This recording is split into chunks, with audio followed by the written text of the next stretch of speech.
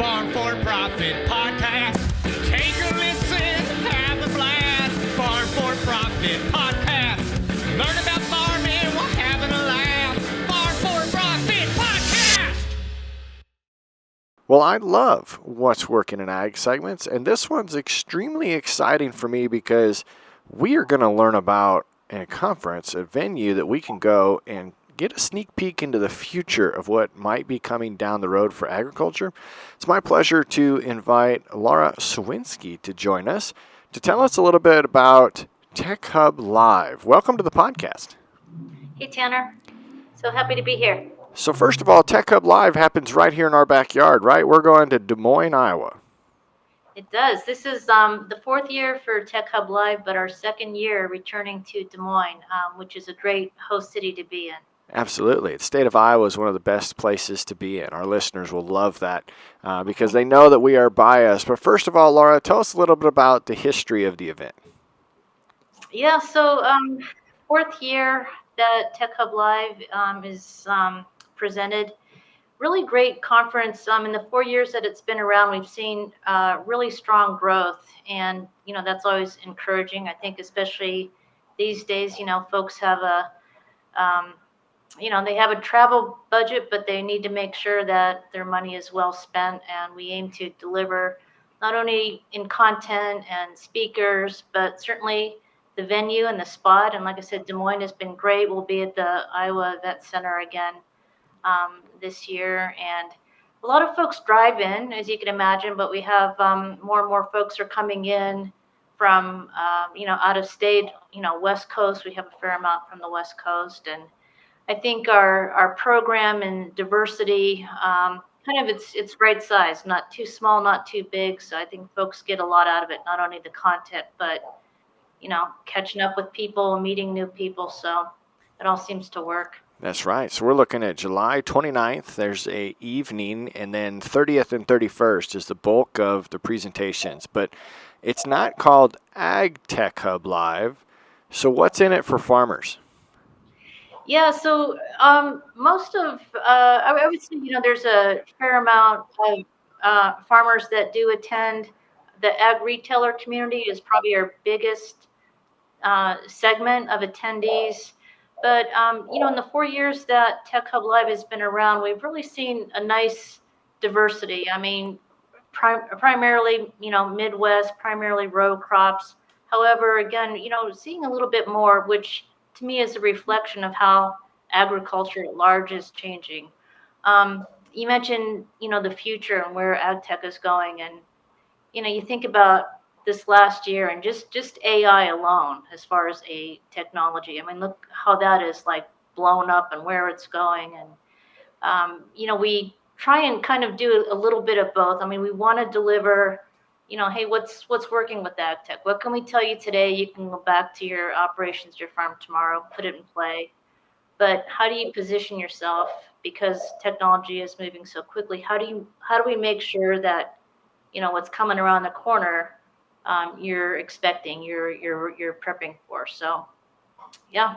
And that's exciting because Corey and I get to be a part of this as a part of your farmer panel, which we know is going to be one of the highlight for the attendees because there is such a focus on agriculture these days, even from tech companies that don't directly participate right now. Right. Actually, it's funny because our farmers panel, which last year that was our last panel of the program. Likewise, this year we have an all farmers panel at the end of the program. That'll be on Wednesday, the 31st. And I really feel like, it keeps us honest. And I really mean that. We could, talk about, this, that, and the other. But at the end of the day, if it doesn't resonate with farmers, if it doesn't work, if it's not tried and true, if it's not affordable, if it's, not really designed for farmers, then it's truly not working. And with the farmers panel, recalling last year, there was a fair amount of folks that said, hey, look, this sounds nice, but in my experience, it really didn't measure up to what I expected. And it was a really candid discussion. And I think it's a really good way to kind of, get real. And it was a standing room only for our farmers panel last year, and I expect the same this year. And that's a unique approach for our listeners, right? Whether they're farmers themselves or they are in ag professional roles selling the retail position, that they can Right. come and they can participate with these vendors throughout the entire show and provide their feedback. It doesn't have to just come during this panel opportunity. Yeah, it's true. And the other feature that I like about Tech Hub Live is that in addition to these panels, like the farmers panel and speakers, we have kind of like a variety of things. We have the exhibit floor, which actually this year is sold out again. So we have Wow. 73 exhibitors. Yeah, we're sold out. We have fireside chats.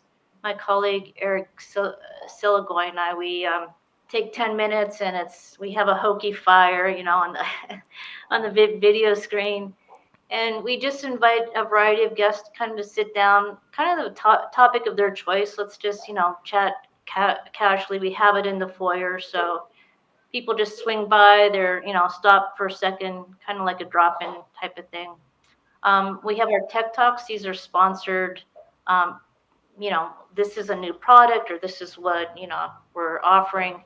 Um, they're great. And honestly, when I first, I've been with the company just over 2 years. So when they told me, oh yeah, we have these tech talks, and they're sponsored, and I thought, gosh, do attendees really like to be, told about something like a full-on pitch? I mean, no sugarcoating it. This is what we do. This is there's not a seat to be had, and I love it. I mean, it's really well designed, big screen, right in the center of the floor, so really accessible. Again, kind of like you're hearing it, and you can sit down, kind of catch the latest and greatest. We have roundtables each morning, kind of like a breakfast, kind of before the full day program gets going, like casual on a variety of topics. I mean, everything from A to Z, 8 to 10 seats around the table, really designed to be,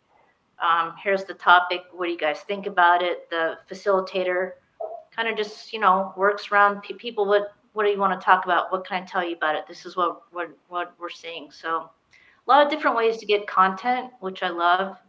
And then plenty of ways to network with people, and again, why do you go to a live event? In large part to catch up with people, to meet new people. No substitute for that nice one-on-one with another human being, right? That's right. And I just love that it's tech-driven, customer-focused, and smart solutions for modern agriculture. But the cool part is our listeners can go to techhublive.com, and if they register using the Farm4Profit code, we take $100 off their ticket price. That's nice. Yeah. So as you gear up, because I know you've been working on this event for a long time, what's going to be one of your highlights, and why is it going to be the farmer panel? Well, I guess that will be my highlight then. Honestly, I really have to say, last year, for instance, we were excited. We invited NASA's Dr. Alyssa Whitcraft to talk about satellites and what NASA was doing to help farmers, what type of technology, especially like to marry up what they're gathering, on the ground and with drones. But now we have kind of a full spectrum. It was really fantastic.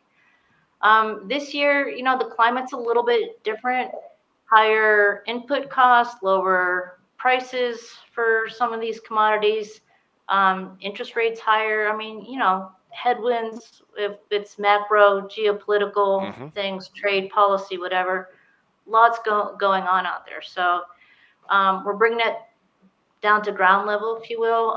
Ted McKinney, CEO of the National Association of State Departments of Ag, is going to be our keynote. And I know he's going to talk a little bit about the Farm Bill, kind of like some nuts and bolts things that he's seeing. So, Yeah.